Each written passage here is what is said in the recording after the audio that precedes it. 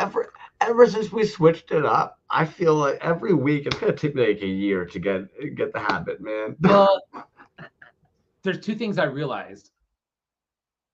I think there's two different ones on there at the moment, and we're only using one of them. Like one of them is like cleaned up and better, and I don't know if that's one we're using or not. I got to check that. The other thing is, we should pay attention to the time a little bit more. We hit zero, and we're just sitting here chilling, talking. Well, We're like, you oh, know what the issue is? Typically, I do the countdown at the 3 seconds, but at the same time, you're watching the 3 second marker go. You hit the go live play intro, and then it's sitting there being like, okay. you know what, dude? And then you're like, It really needs to be automated in a way where, like, once six hits, it goes to that, like, without us doing shit. you know how the home, well, you can set it up exactly like that. Hmm. That it'll just audio play. I don't know what the fuck's that's what I mean. Ever since we switched up, I don't know what the hell's going on over there anymore. But also, you know how like every now and then back in the day, the guest would come on, they'd be wearing a mask. If instead we should almost make it like a sitcom thing, just in case it doesn't work. We'll be always every episode doing something random. Maybe ironing our superhero costumes, maybe right in the middle of like fucking waxing our chests. Who knows, right? And that way, it just so happens that if there's that little window of like the 5 or 6 seconds where we're doing something and we're caught on screen, at least it's fucking dope. Hmm. Yeah. Well, I guess we'll You, try that. you want to say hi to the people? Acid 9 Toys. Not late, actually 15 minutes early. Hobo Toys, Ocular Rhombus, Mr. Ordinary, what's up, dude? Headcase Toys. O'Keefe package going out to O'Keefe today via Bliss Receptor. Pope Toys. Working on the goods. Brilliant Demon. Bootleg Toy Co. Doc Hor. Abaddon 40. Assembly required in the waiting room. Zimmit Co. Dylan Clement. FKD Toys just hit me with a fantastic idea a little while ago, and that will be very cool. Jazzwiz, another package from Bliss Receptor going out. And if anybody saw Bliss Receptor's post that he just put out a little while ago, Cool Cat, Neckrath, what's up, man? I just sent you a message. You got a package going out first thing in the morning, my dude. If anybody saw Bliss Receptor's recent post, it was just like an hour ago. What the fuck, dude? I mean, what do you say? I can't say anything about that except for wow, that piece was nuts. But then he's got the team lineup in there, and I mean, you just gotta sit there and look at it and be like, The family portrait is fucking that's gorgeous. fucking crazy, dude. That's When you have LM9 commenting on your shit about how nice it is, that's always a pleasant dude. a little win. But I'm gonna pull it up because and I'm sure a bunch of you guys have already seen this. Homie's use of parts and pieces Mm. are so strange, man. I don't know about you. I can't help it. I was looking at them. All these little parts here, they almost remind me of like model kits or something you'd see in like Mm. an old Staples ad. Mm. Dude, I mean, All right, now I gotta ask you: if this thing lands on your planet, would you have sex with it? dude, it just Sorry, didn't mean to put you on the spot like that. uh that go back to that team picture real quick. What a fucking insane lineup, eh?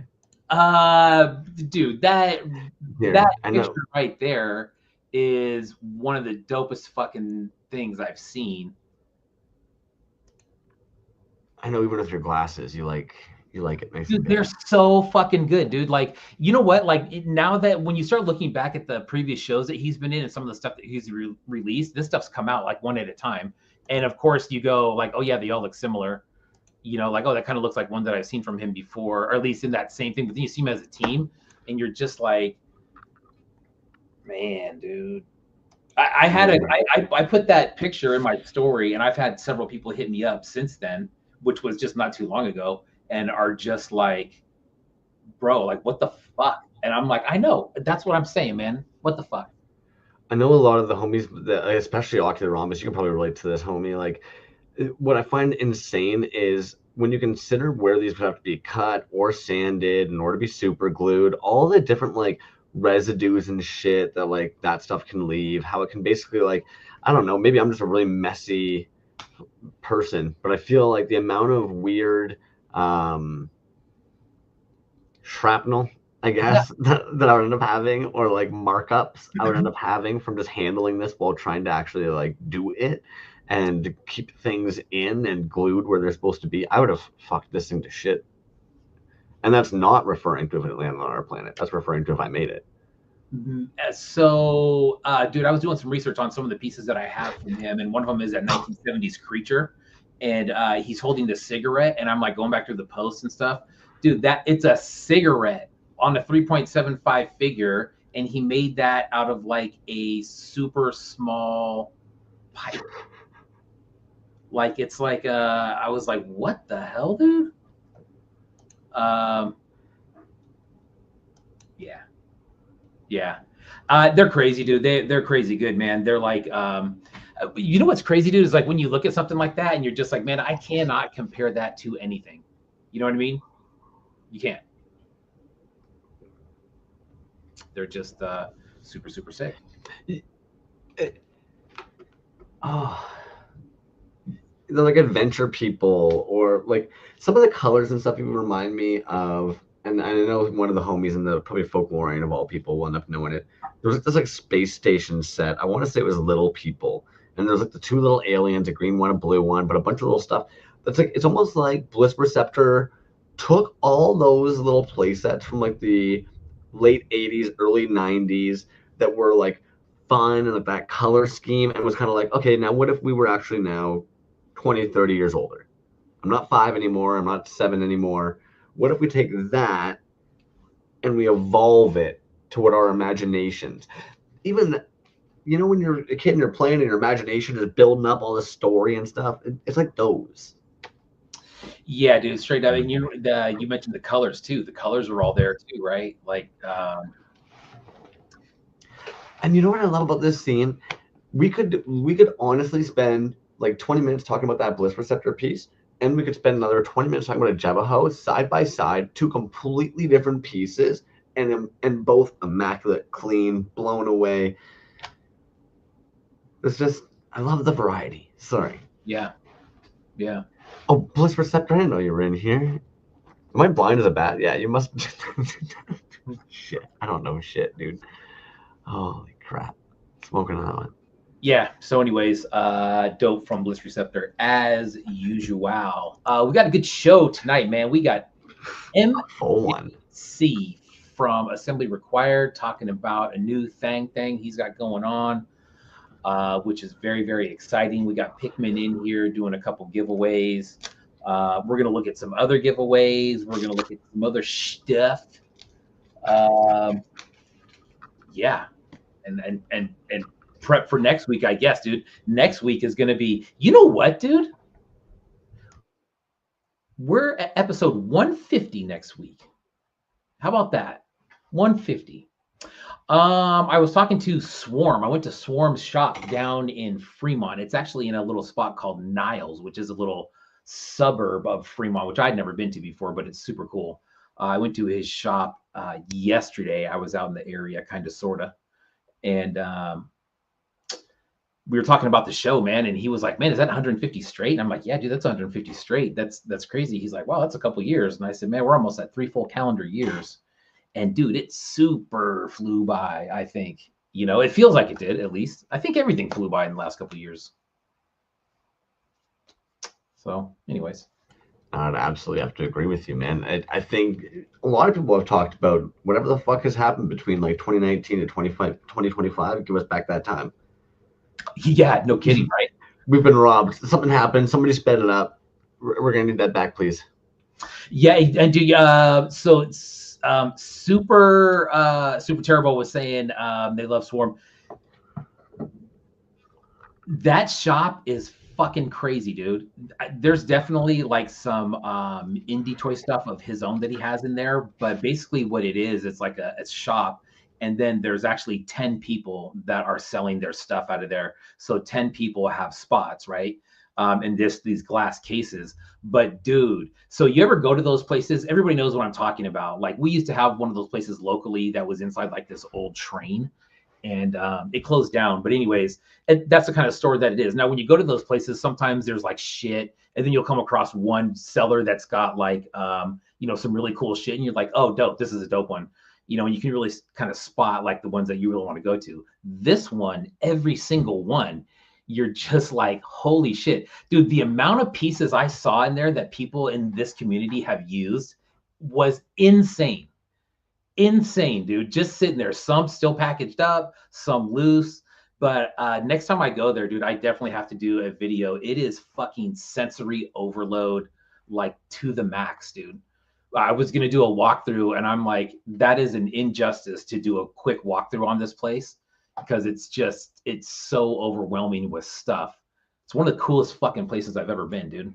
See, and that's what I have a hard time with. Okay, so like until I get comfortable with people, right? So some folks at work, we recently got a package in, and one of the people was even kind of like, "Oh, these packing peanuts, I'm pretty sure that they're actually made out of this biodegradable, blah blah blah." And before they even finished their sentence, I had like three in my mouth. I was like, "Biodegradable? Fuck yeah, let's see."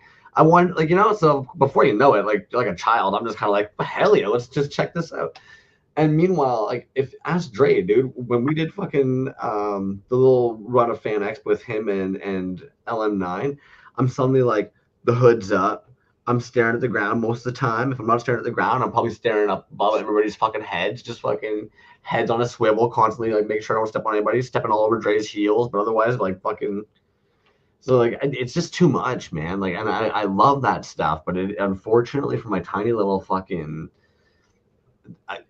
Imagine a crow, right? Again, crow brain, man. It's one thing when there's like one shiny thing sitting in the sand, but when there's this shiny shit everywhere, like with the crow might as well have just eaten some rice. Just see ya. Yeah, that's the thing, dude. There's just so much. I mean, you could stand in there for hours, dude.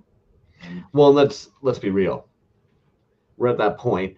I don't know about you, reading some of the comments of the giveaway, and we'll go through them after, I'm sure as well. But reading some of the comments in the giveaway, man, it was like nostalgia city.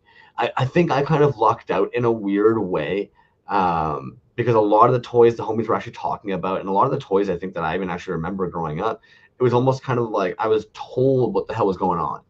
I like right. I have an older brother, so a lot of times it ended up being kind of like you get old enough that now your brain is kind of working. You're picking shit up, being like, "The fuck is this?" And they're like, "That's so and so from this blah blah blah," and you're like, "Okay."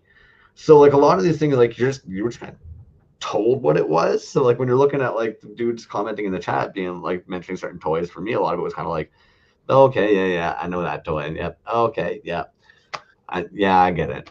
yeah, dude. The thing that I liked about the fucking giveaway question, dude. Fuck, so much heartbreak in there, dude. Oh my god, some of the ways that people lost certain things. I like all of it hits home, right? Like I know we've all either misplaced something or had something stolen or whatever it is, it broke or it just got fucking sold. There were some people in there who said that like shit ended up in a garage sale. I'm sure some of my stuff did as well, but um, it's funny, not funny, I guess, right? Like you look back on it now and you're like, "Fuck, what happened to that thing, man?" But Also, good comments in there for sure. it really drives home, and we're gonna probably fucking talk forever about it when Pickman comes in, but it really kind of even drives home, dude. I kept on looking at that fucking playset today, and I can't stop being like, that is such a like toy. It's like I'll get it almost exactly crow brain gang, fucking like I've literally got an R2D2 that's a Play-Doh set right up there. It's the same kind of shit. You know what I mean? It just kind of hits right in that home. It's such a dope fucking packaging for it that you can even imagine from that time. You can imagine finding again. It's almost like creepy crawlers meets fucking. Somebody mentioned Monster Machine, and that even kind of hit home. Where I'm like, and then I'll admit, dude, I'm gonna have to pick their brain.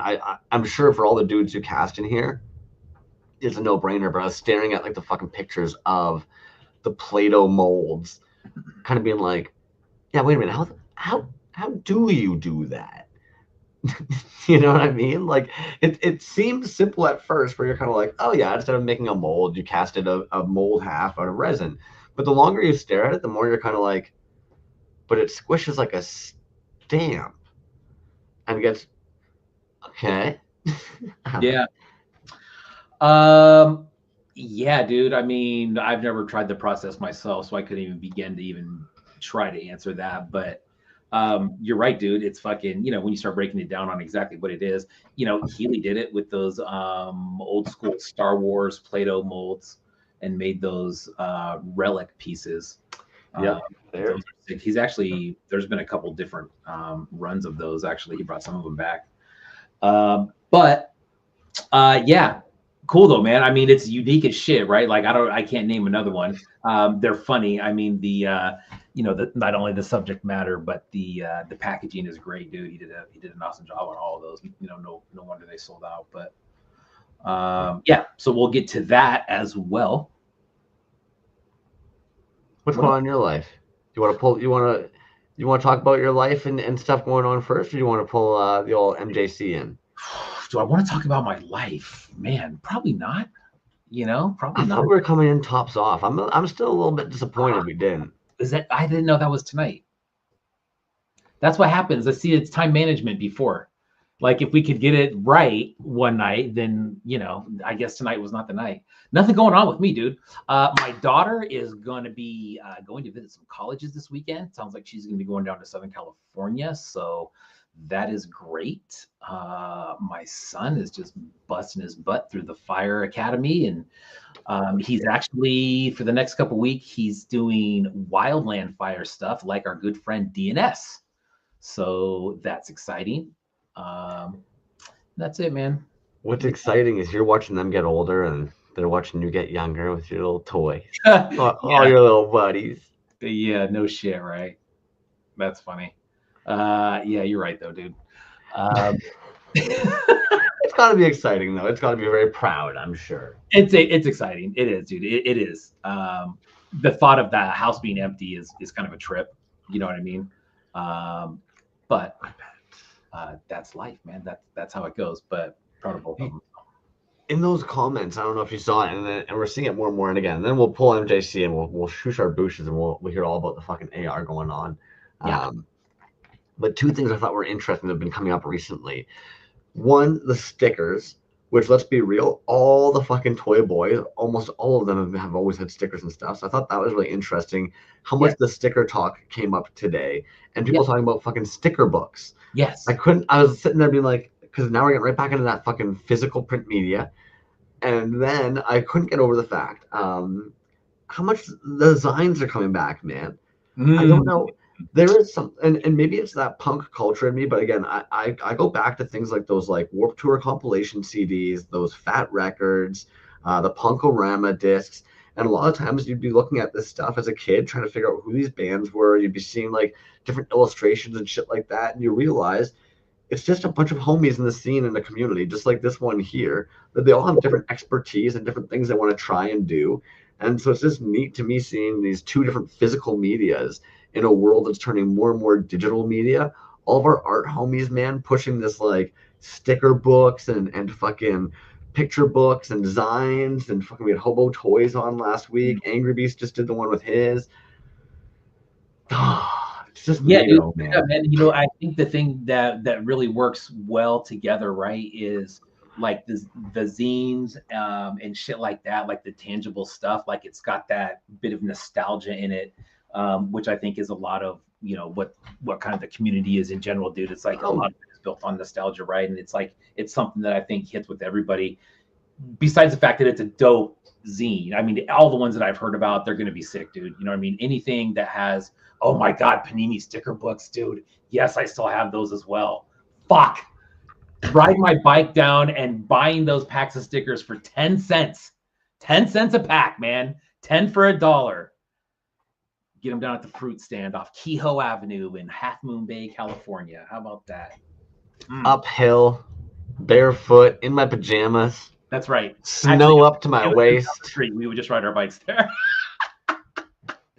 But yeah, dude, Panini sticker books. A lot of people, I saw some comments of those in there, which is funny, dude, because those Panini made sticker books for fucking everything, dude. You know what I mean? They were there. Dirty Yeti, what's up, man? Look at our fucking meticulously on point brains. We let MJC know about 10 minutes in. Here we are, 20 minutes in. We fucking rock it. I was gonna say, oh, did you tell him 20 minutes? That was perfect. Nah, we're 10 minutes over. Oh fuck no, I'm being sarcastic. You all good if we pull you in here, homie? Yeah, let's do it. MJC. What's up, guys? What is up, man? What's going on with you? Nothing. I'm just hanging with my my friend in PA. I'm looking at all these awesome toys that I grew up with. You know, I grew up with this guy, and I wish I had thought to turn this table around just to look at all the stuff that's hanging up on the walls over there. Nice. Those whenever you go to somebody's house, dude, and you see a lot of toys, especially when it's kind of collaged out like that, dude, it's always badass, dude. Like, you know, if you go to Crumb's house and you were standing in front of that case, you probably just stand there for a minute and go, Right. What the fuck? Exactly. Yeah. I told him before I leave this weekend, we got to go up into the attic and pull down some of the old stuff. Yo, shit. God, it's probably some gold. Sounds like that flea market that you were talking about. That's what that attic is. Oh man. What a cool place, dude. It's just insane. The amount of stuff that you see here. And like I said, the amount of stuff that you see that's been repurposed, like that we've seen, it's just like instantly noticeable. You know what I mean? Yeah, for sure. Arms, legs, torsos, whatever. But super cool. Yeah, that's when I discovered this culture. That's one of the things that I was just telling them was like, you know, this is my childhood. These guys are using my childhood as their canvas. Like, I got to be a part of this. Matt's mic is so clear now, says Cool Cat. Oh, cool. Wow. This is his too. This is this whole setup is his. Oh, I see. I was thinking the exact same though. I was thinking, hot damn, man, you're sounding clear in that.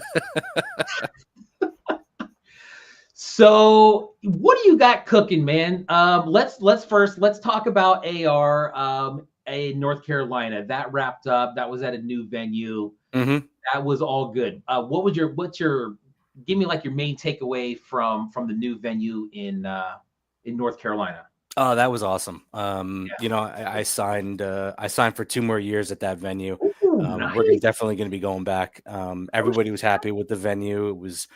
We could definitely fit more artists in that space for sure. I think everybody was just overall was happy with that venue. So I'm really excited about it. Nice. Very nice, dude. Dang. So 2 more years. So yeah. Okay. So there's definitely a 26 and a 27. For sure. I mean, there's going to be a whole lot more than that, but in that space, you know, I want to keep growing in that space for sure. Nice. Very cool. So what brings you to the great state of Pennsylvania, Philadelphia in particular? Well, that's ironic that you ask. So I announced at the end of Assembly Required this year that we were doing a second event in Philadelphia, August 9th and 10th. At that time, I had a contract in hand for a venue, but I hadn't had really a lot of time to review it. And when I got home that week, I reviewed it, and quite honestly, it wasn't going to pan out in that venue. So I scrambled to find a new venue, and we locked that in about a week and a half ago. And that's why I'm here this weekend, because I'm going to drive into town tomorrow and probably connect with Resin Blood, possibly a couple other artists, walk around town, check some things out, and also check out the new venue for Philadelphia in August. Nice, dude. So God, and that's good spacing too. So you're about 6 months apart for the shows now. Yeah, that was the goal. The goal for the February show in Asheville was always to try to stay away from the major shows, and nothing was happening in February. And then the goal, you know, I did the same thing when looking at Philly in August, was to try to steer clear of some of the main shows, give people enough time to turn work around. And so that was the goal for picking August. Yeah, nice. So what's going on with signups, dude? Are you doing signups already, or is that No, that was one of the things that I wanted to let everyone know tonight was before the end of March, I'm going to open registration for the Philly show. So that's like a week and a half left in March. So I'm getting things straightened out for that. And we'll start taking registration before the end of March. exciting, man? So this is Yeah. another weekend show, Friday, Saturday. Absolutely. Yeah. Nice. And tell me about the venue that it's going to. So drum roll. Do you have a sound effect or something? No. It is the 23rd Street Armory. It is a huge fucking castle, is what it is. It's a beautiful venue. It's got it looks like Castle Grayskull, quite honestly. Yep, there you go. Oh shit! It There does you look like Castle Grayskull. Yeah. I want to do something in the front there. I don't know if they'll let me, but I would love to like hang something on the front there to make it actually look like Castle Grayskull. Yeah, no kidding, man. Dude, that is sick. All right, so tell me about this place, dude. Why did you choose this place? It's got 13,000 flat square feet on the inside, Nice. which is really what I wanted. I just didn't need multiple rooms, multi levels. I wanted one floor. I wanted everybody to see everybody. And it was definitely, it had to be more than the 9,000 square feet that the venue in Asheville was, because I knew that there was going to be more artists at this venue. So it had to be more than 11,000 square feet. So we've got 13,000 square feet in this space. Wow. And you said the one in Asheville was 9? Yep. Yeah. Wow. And that's the new venue in Asheville was 9? Mm-hmm. Wow. Okay. Yeah. Bigger. Yeah. It's going to go bigger because I knew, when leading up to the Asheville show last year, I was talking to a lot of artists. No joke, it was over 500 artists that I was communicating with. And a lot of them, it was too late for them to sign on to Asheville, and a lot of them were in the Northeast. So once I started dropping things about the Philly show, a lot more interest was being taken in the Philly show. So I knew that having a larger space, being in the Northeast, it was probably going to be bigger than the Asheville show. So I'm really excited to see how that pans out because there's a lot of potential there. Yeah, definitely, man. So are you kind of going for the same vibe as the AR show as far as like the number of artists of like mixed mediums? There's a lot of different. Oh yeah. I try so hard to get so much variety, and this past year we did have some really cool variety that we had never had before that everybody appreciated. Getting everybody loves resin. That's great. But getting some, and wood with Edwin Salas and, some other artists are working in wood, but, there's a lot of artists that are working in other materials that I would really love to bring into this space. So there is more variety. So I am always excited to get more variety. Yeah, man, that seems like, and even though it's like the variety, it's still like the same, at least from what I saw in Asheville, right? It's still like the same type of vibe from tables and stuff, which I think it always works together really well with, especially the toys that are going on. Yeah, and Porpoise is right. This is where the Philly Punk Rock Flea Market is, and I actually talked to that gentleman Walt who organizes that, and I might actually see him this weekend. I'm not 100% sure, but I talked to him before signing the contract just to ask him, pick his brain, how he felt about the space and what he liked about it. So definitely, that was. As a matter of fact, had I not already been looking at this other space, the Armory didn't even come into the picture until more recently. I had been calling and emailing and messaging with lots of different spaces. The Armory was actually a last minute space. I hadn't even known about it. It wasn't even on my radar until somebody had mentioned it. And then I mentioned it to Resin Blood, and he's like, "Oh yeah, that's where the punk rock flea market is." And I was like, "Holy shit! Wait a second!" And we both pulled it up on our phones as we were talking, and we're like, "Oh my god, that space is great!" Yeah. So it's they have a lot of punk concerts there, and the flea markets there and whatnot. Yeah, nice, super cool looking building, man. What is this? What is that building? Is it just a place to rent out now? It's an armory. It is an active armory. Like if we have a problem if, like, you know, we go to war or something like that, because, you know, they're going to pull in the National Guard and probably kick us out. But it is an active armory. There might be some Humvees in that space when we have our show. Oh, I I'm not see. 100% sure, because there's definitely a section of the space that we cannot access that is a museum, and they might use it for storage or something like that. Gotcha. Yeah. I mean, I guess like Yep. if the Eagles would have lost the Super Bowl, right? Like there probably would have been some activity over there, I think. Yeah, I don't think it would have mattered if they won or lost. There would have been activity. You're There's always absolutely right, activity. dude. You're absolutely right. That's funny. I was talking to Resin Blood, and he's like, it's fucked because it doesn't matter if we win or lose. It's just Yeah. it's the result's going to be the same as far as what happened. I was actually living on South Street here in Philly when they lost. Like it must have been, let's see, 29, 2008, 2007. It was either 2007 or 2008. And I'm pretty sure they lost. They were in the Super Bowl and they lost because they're the South. I don't know why. Don't ask me why. At my age, I was living on South Street at that time, but it was like a riot outside. Like I was looking down onto the street, and it was a mess out there. Jimmy Folklore says he used to work on South Street. Win or lose, it's chaos. So yeah, pretty much. Well, that's exciting, dude. It's a love-hate relationship, you know. Yeah. So let's gosh, dude, that's coming up. That's August. So we're just gonna get through summer. What's the weather like in Philly in that time? Now, why did you choose Philly? Do you have a connection to Philly? Good question. So I've lived in Asheville for 16 years. And before Asheville, I lived in Philadelphia for 16 years before moving to Asheville. So this is kind of coming full circle. Sure.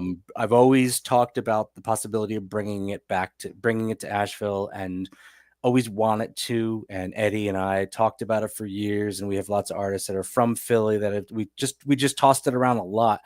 And quite honestly, a couple years ago, I was like, it's time to grow. It's time to do something else. It's time to take it to the next level. And that was it. I was just like, fuck it. I threw down the hat, and I was like, you know what? I'm gonna look into Philly. It's gonna make it happen. And I love the idea. I have so many great memories, living in Philadelphia. I worked here and went to school here and lived here for the longest time, and have so many great memories. So I'm really excited to give something back to the city that gave me so many great memories.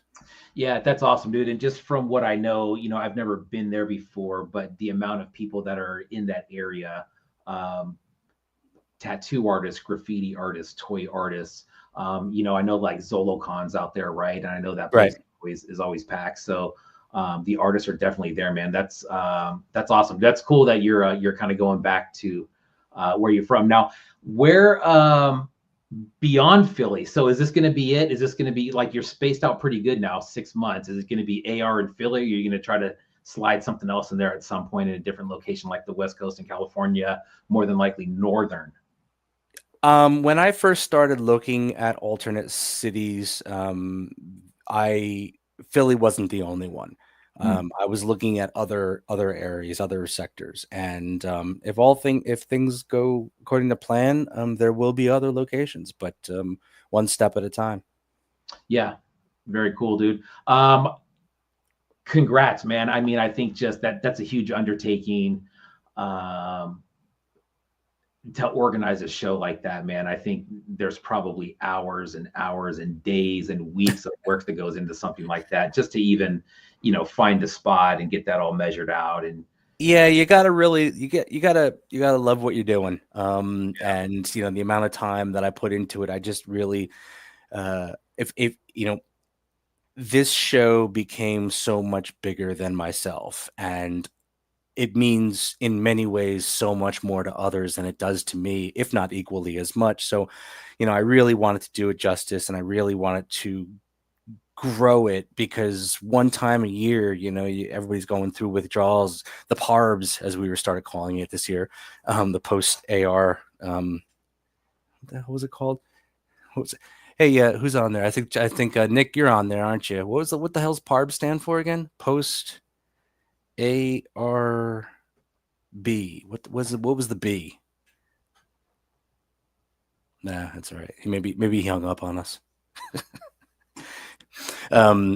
Yeah, no. Once you start going through the withdrawals, it was Parse AR Blues. Yeah, that's it. Blues. Thank you. Oh, there you go. Post AR Blues. So yeah, it was just like, you know what, we should do this more often. So that was really what it came down to. It was like, why do it once a year?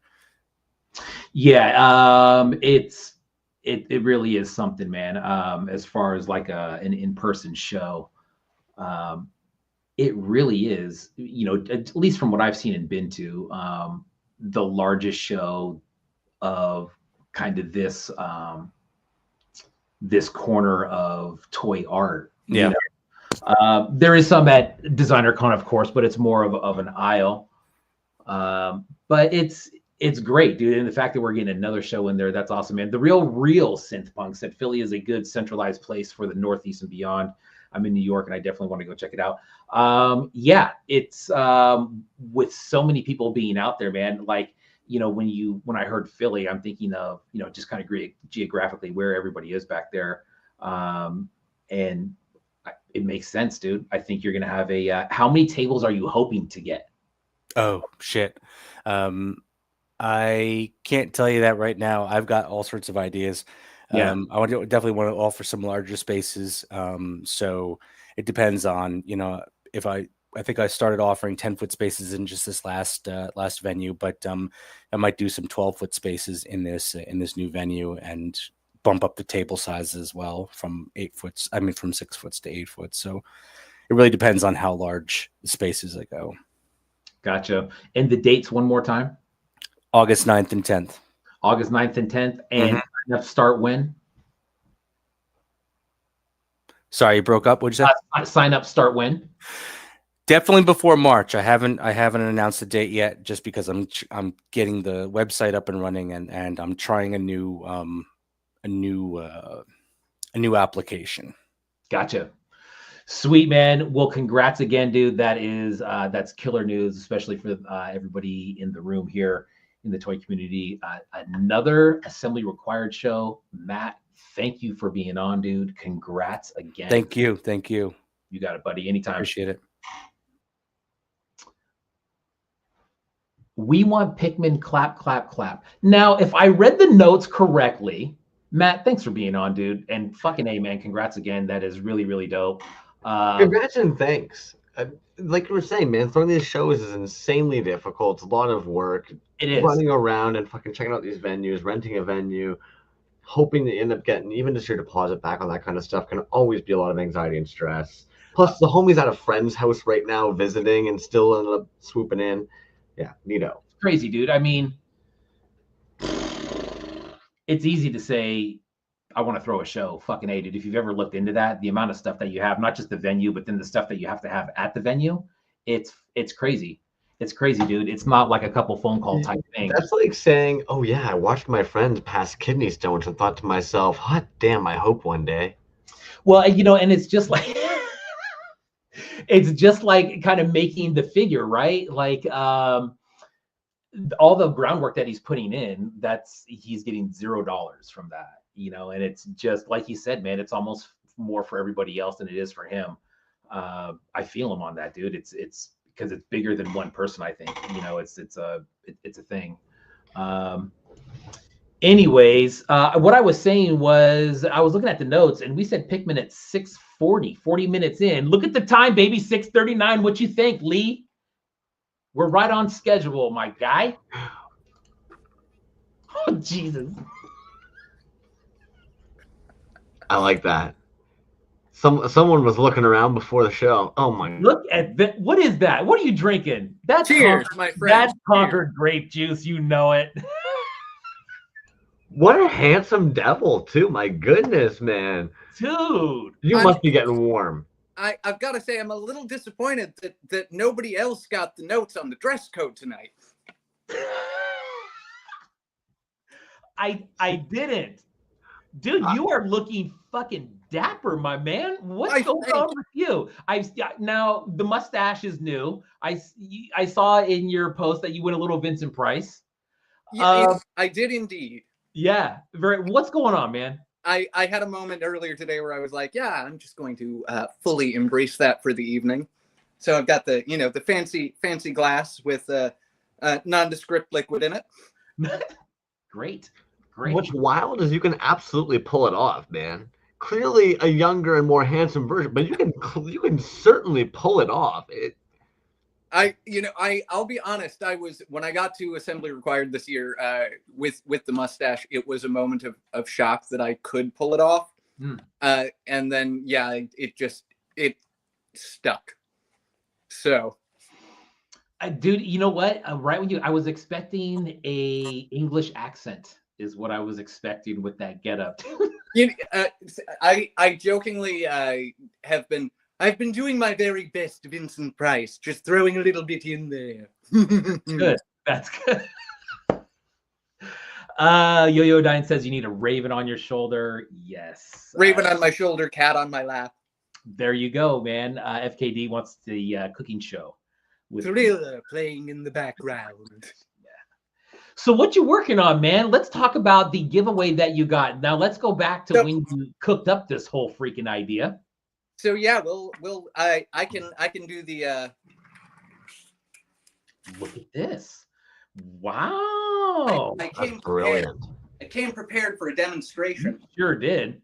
So it was I will give partial credit for kicking this off to a couple of people, one being my business partner in Pickman's, Mike, who also goes by Mike Alvarez Art. Look him up. And then Kajaki and Cave Dweller because of GI Show, because I did that piece for GI Show, which was a similar concept. And as soon as I did that, it was a moment of, I think there's something with this.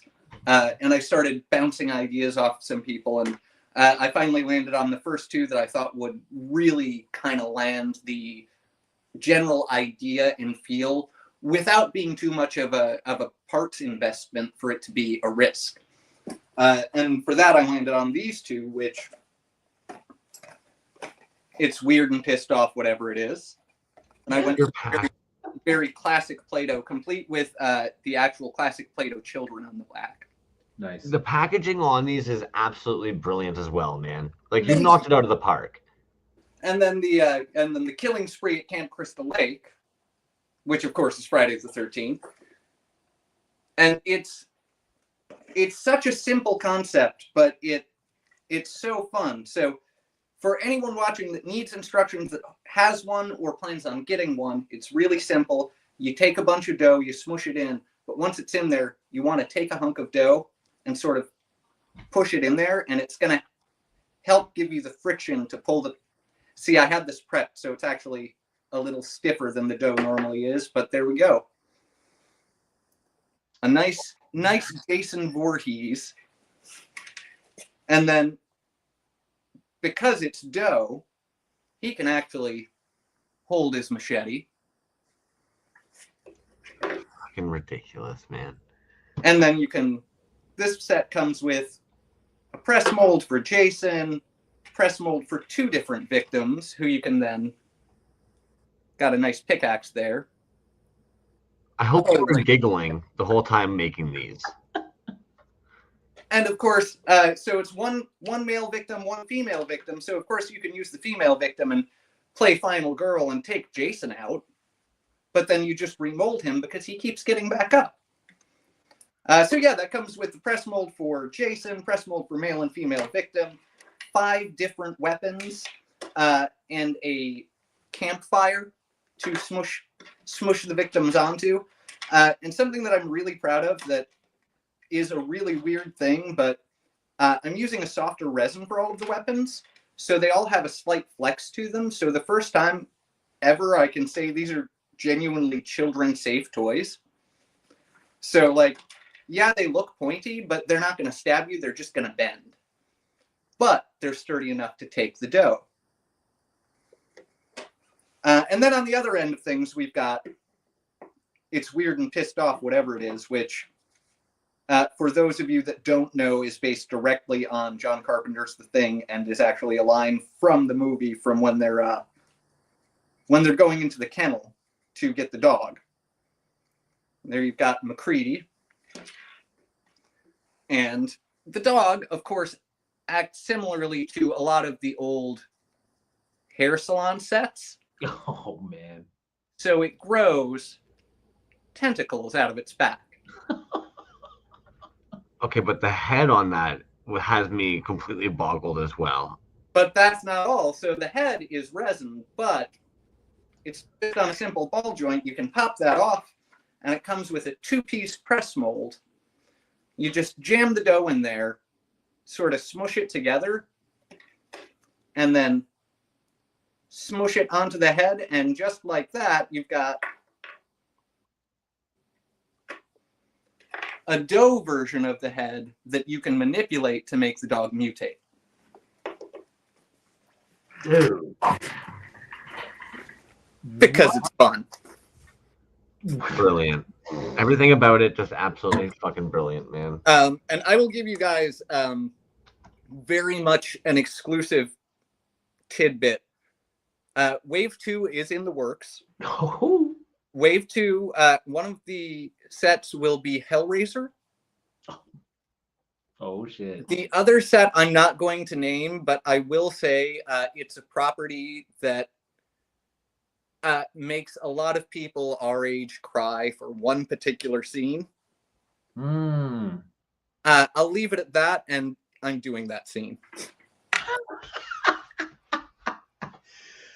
Dude, that's wild, man. Those are over the top, dude. What? Go back to when you first started thinking about making a Play-Doh set, dude. What made you land on Play-Doh set? So it was when I was working on the G.I. Joe show piece. And once I had worked out that I wanted to make that make that basically just a Play-Doh press mold, that sort of got the wheels turning, because I handed that to my partner Ruth, who I sort of just watched press the dough in and squish the character over and over and over again, and like melt roadblock over and over again. And as I sat and watched it, it was that moment of, I think this is something.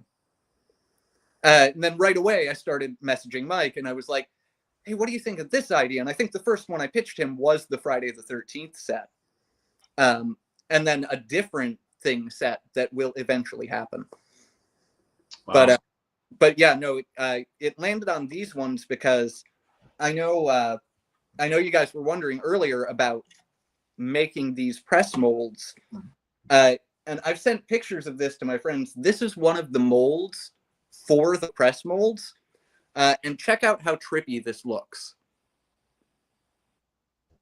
Whoa. Would you say easier or more complicated? A little bit of both, because you have to be able to construct it in a way that once you put the dough in, it comes out clean. So that in itself is a challenge, because the very first one I did, and I tried pressing the dough in, and the lip was too far pressed inward, so none of it would come out.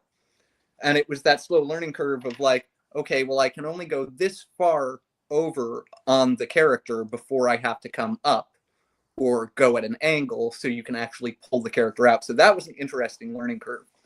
But it's been kind of fun because I've been kit bashing my own pieces that I've made in the past to make the characters of the press mold. So like I'll piece them together, kit bash them, do any resculpting that I need to, and then essentially make a clay version of the press mold, which is then what I mold. Dude. So, but then it's getting more complex, because then you have to incorporate other things like the dog with action feature or other upcoming aspects. Like there's one aspect in the Hellraiser set that big credit to Ocular Rhombus for the original suggestion on it.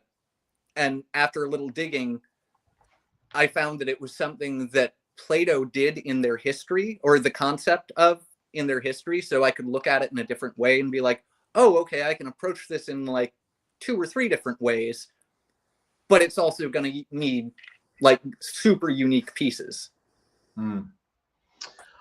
And series 1 that you have is completely sold out, correct? It is. I am going to do one more run of wave. Okay. Probably within the next 2 weeks or so. I'm currently. I'm going to give a quick shout out to a bunch of things. I'm currently involved in like 4 different shows. So this Saturday, the 22nd, is the next General Enos show from ETC Toys, which I've got a piece in. Nice. And then in April, there's Robot Resurrection. I believe that is April 21st. Correct me if I'm wrong, guys. And then immediately after that, I am part of the Muppet Show at Toy du Jour. Oh, nice. And then in May is Oops All Zartan's, the next GI show. Damn, you're right. That's a lot coming up. So, and you're doing pieces for all of those. So I've got pieces for all of those. Some of them, most of them are in the works already, plus more dough sets coming up. More dough sets in the works, but the next run is in progress being cast. So it's just a matter of getting them done before I'm comfortable releasing them. Gotcha. Play-Doh growing up, dude. Was Play-Doh a thing for you growing up? It was a little bit. I definitely had a lot of the Star Wars sets. I had the Ghostbusters set. And then I had a handful of just like weird miscellaneous Play-Doh sets. But man, that Ghostbuster set, that was a lot of fun. Yeah, the Ghostbuster Play-Doh set. I never had those, dude, but I just remember having a bunch of different colors of Play-Doh and just all the little molds. That it's crazy, man. When you show that mold now, and you think about some of those Play-Doh molds from back then, you're like, fuck, man, those things are way more intricate than kind of what you realize is really going on. Actually, and that's something else that, like, looking at a lot of the old Play-Doh molds that I felt was really important to get right was like the coloring. It had to be the really bright primary colors. Yeah. So it's like blue, red, yellow are all the primary colors in any of the sets for the molds, because those are the colors that were in the sets that we had growing up, with the exception of Star Wars that had that weird like maroon color for the molds. Yeah, that was really smart, dude, to use those colors. It really matches up with the boxes too, dude. The packaging, man, is great, dude. What is and your packaging, dude, your boxes are always great, dude. When you make a piece, are you automatically thinking about boxing it up right away? It's usually part of the thought process. There have been a couple of times when it's just been entirely the packaging that drove it. Like if I'm releasing something that I've pulled from the archives from sometime over the past 10 years, it'll very much just be like, oh, I could try out this new packaging, but what am I going to put in it? I'll pull this piece and make it specifically to put in the packaging. Yeah, definitely. The packaging is great, dude. I mean, I have some of your boxes, dude, and they're just like, it's crazy because you take the piece out, but then you're like, what do you do with the box, dude? The box isn't really something that you want to put away, right? Because it's like it's almost like a work of art on its own. You're like, shit, man. Thank you. I appreciate that. That's exactly why I've started leaning more towards window boxes. Yes. Okay. Or in cases like this, like where these don't necessarily display well if you're just like getting the set to have for the novelty of it. So it is a bit more about the box, but then being able to be like, oh no, look, there's a real product in it. Yeah, definitely. That's a good point, actually, man. Putting the box on display, but like admittedly, I've got Tupperware sitting up there that I've never taken out of the box because it's about the packaging. So. Yeah, exactly. Dude, the trivia question this week, it wasn't really trivia, but it was regarding Crumbs. You can still show that if you want, dude. That's super sick. Was that the original that you were showing there, or was that from Pickman's? This is Pickman's. This is there. It's weird and pissed off, whatever it is. Gotcha. Yeah. But the question was something, a toy or something that you had from when you were a kid that you kind of got disconnected with, man. What is it of yours? You can name more than one if you want, dude. What is it for you that was there at one time and just was lost to the wind? I'll give two different answers but they're weirdly the same. They fall into the same line. One was very specifically the left claw to Terror Claw Skeletor. Oh shit! Okay. Because I foolishly, as a child, opened it in the car on the way home in my grandma's car. And Right when you got it. The left claw went into the seat, never to be seen again. Oh no. And like we tore that car apart repeatedly. And eventually my grandma sold the car, and it was that point of like, well, someone else is gonna find that claw one day. Oh man. And probably just threw it in the trash. They're like, what is this? Exactly. And the other one would easily be Eternia. Oh, the whole thing? The big Masters of the Universe playset. Yeah, what happened to that? So again, like I grew up in Western New York, like right on the border of Canada. Yeah. And I'm positive at some point my grandma drove up to Canada and found it on clearance. Because there's no way she would have paid full price for it. Yeah. Gave it to me for Christmas, and I had it for about a year before Ninja Turtles started coming out. Mm-hmm. And that was when my dad gave me the famous ultimatum of, you can't have two toy lines. If you're going to collect Ninja Turtles, you have to sell all of your Masters of the Universe. Oh. And it was very much, the funny thing is, I've told this story to a few people, but as an adult collector, a few years ago when they did the crowdfund for Eternia, of course I bought it, very quickly. Was like, well, I've got to do it. And upon opening it, one of the very first things I did was to call my mom and very earnestly ask, did you guys really not want me to have two different toy lines? Or did you just want an excuse to get the most massive play set of all time out of the house? And she kind of laughed, and she was like, honestly, you'd have to ask your father, and he's dead. So we'll just go with yeah. Oh man, and like it was owning it as an adult. It was that moment of like, I couldn't blame them if that was the case. It's like, as a parent, if I saw a child getting that, I'd be like, where the hell are we gonna put? As an adult, I was wondering where the hell I was gonna put it. Exactly. I was gonna say, dude, as a parent, sometimes those things, they just gotta go, man. You know what I mean? It was that moment of understanding, and also that interesting double-edged sword of nostalgia, where that moment of like, oh man, I had that thing and really want it again, and then all of a sudden it's like, what the hell am I gonna do with this thing? It's you're right, dude. You have to have a whole room to display it, first of all. You know what I mean? And that's the problem with some of those, even just a Castle Grayskull or something like that. I mean, they're big. They take up room. The Super 7, the newer ones, are even bigger and take up more room. But the Eternia set, dude, that is, if nobody has seen that Masters of the Universe Eternia set, that thing is wild, man. That thing, it's got like this crazy ass roller coaster thing like connected to it. It's nuts. One of these days, I will have to give a toy room collection tour, because it is set up in the toy room. Oh shit! And I'm pretty, if I'm not mistaken, right now, Andre the Giant and Captain Lou are on top of it as if they had conquered it. Wow, that should give you some idea of scale on that thing.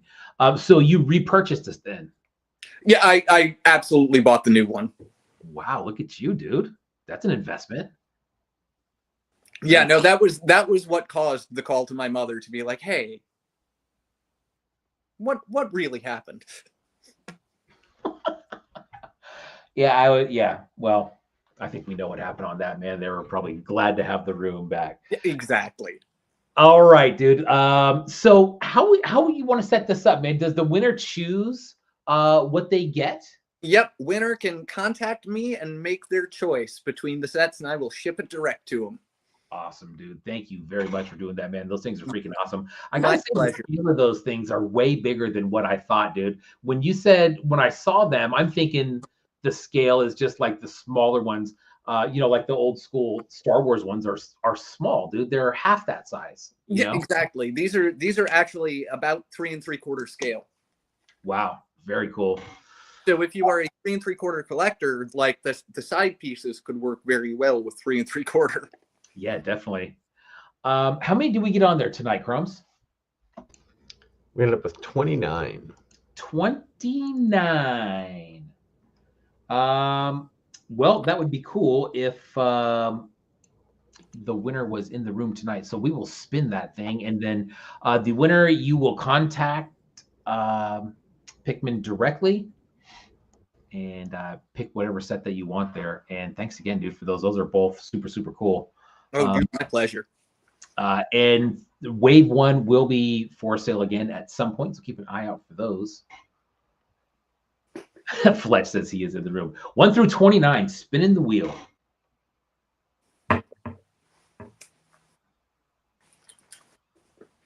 That was my spinning the wheel motion. It was good, yeah.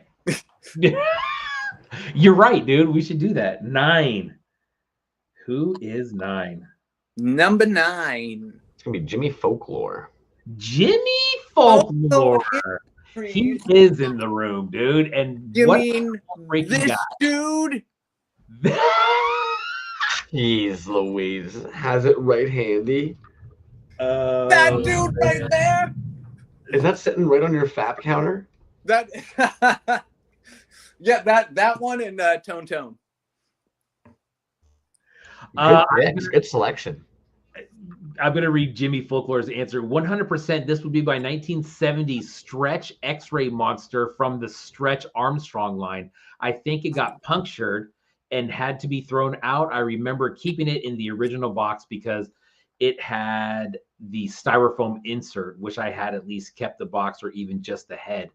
I don't know if you've seen those, dude, but what he's talking about is those old school Stretch Armstrongs.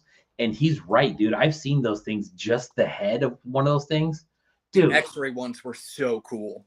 Crazy money for those things nowadays. Pickman, you are the professor. You are a professional as always, dude. You are looking dapper, man. I hope you keep that look up. It's very stylish, very cool. I appreciate you, man. I'm gonna take a second to show off one more thing that I haven't shown the masses as of yet.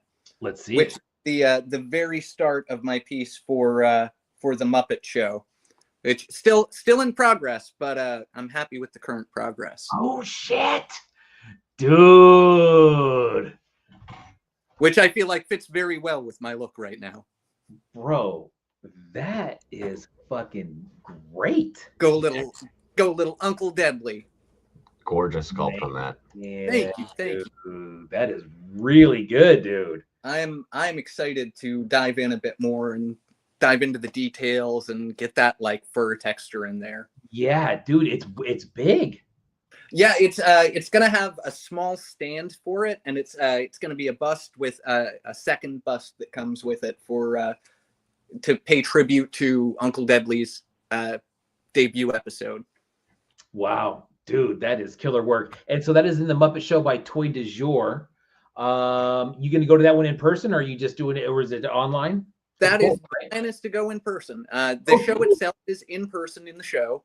There is a 95 to 99% chance that I will be there in person. Dude, that's awesome. Super Terrible's out there. That means Ashley Alvarado's out there. So if anyone wants to come out to that Toy Du Jour opening, I highly recommend it. Low Cunning is out there. Vomiting Droids is out there, dude. Yeah, well, we got so come on out, support the show. That's gonna be awesome, dude. Thank you again for being on, man. I appreciate you, dude. That's a super killer giveaway, man. Good luck in these upcoming shows. I know everybody's looking forward to your shit, dude. That is very, very cool, man. That thing that you got going, that is super sick, dude. I appreciate you guys so much. Thank you for doing this every week. You got it, buddy. That was awesome. What a freaking guy, huh? Dude, that sculpt was super sick. I mean, all his shit's good. But then that, I'm like, whoa, what the shit? Very cool, man. His dude, and what a perfect show, a Muppet show, right? Like his Muppet sculpts are sick. Oh, Super Terrible and Ashley Alvarado are both in the show as well. Sweet, dude. So they will be able to go and actually do that in person. That's awesome. Dude, not a lot of people. You're on mute. I know, dude. I almost didn't even say anything. I was hoping you'd correct it so I didn't have it in there, but that was close. Yeah, we got. How many times did I say something and I was on mute there? You know what? I looked at the private chat and Matt Casale said something like an hour ago. But sometimes I keep myself on mute and I'm just nodding along, going, "Okay, yeah, okay." You guys don't need to hear me saying, "Yeah, okay."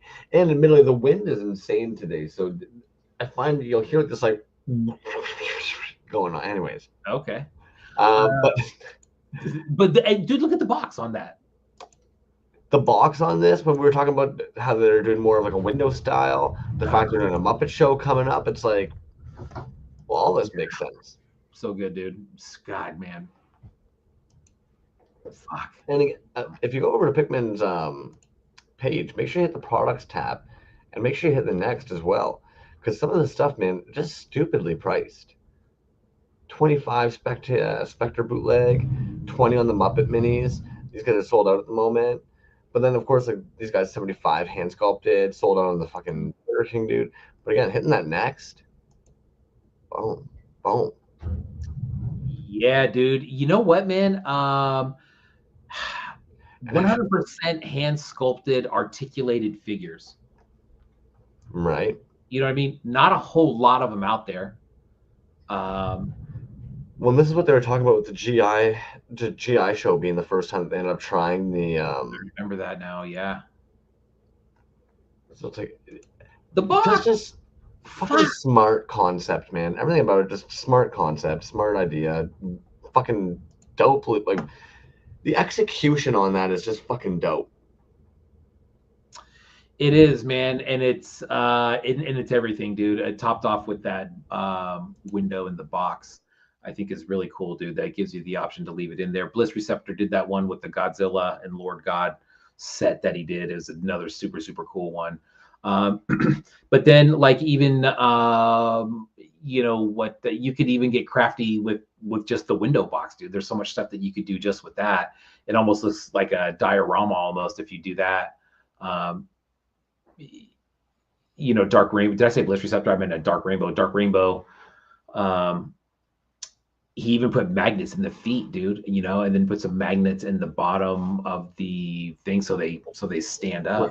That's what Von Fake Name ended up doing with the Bootman as well.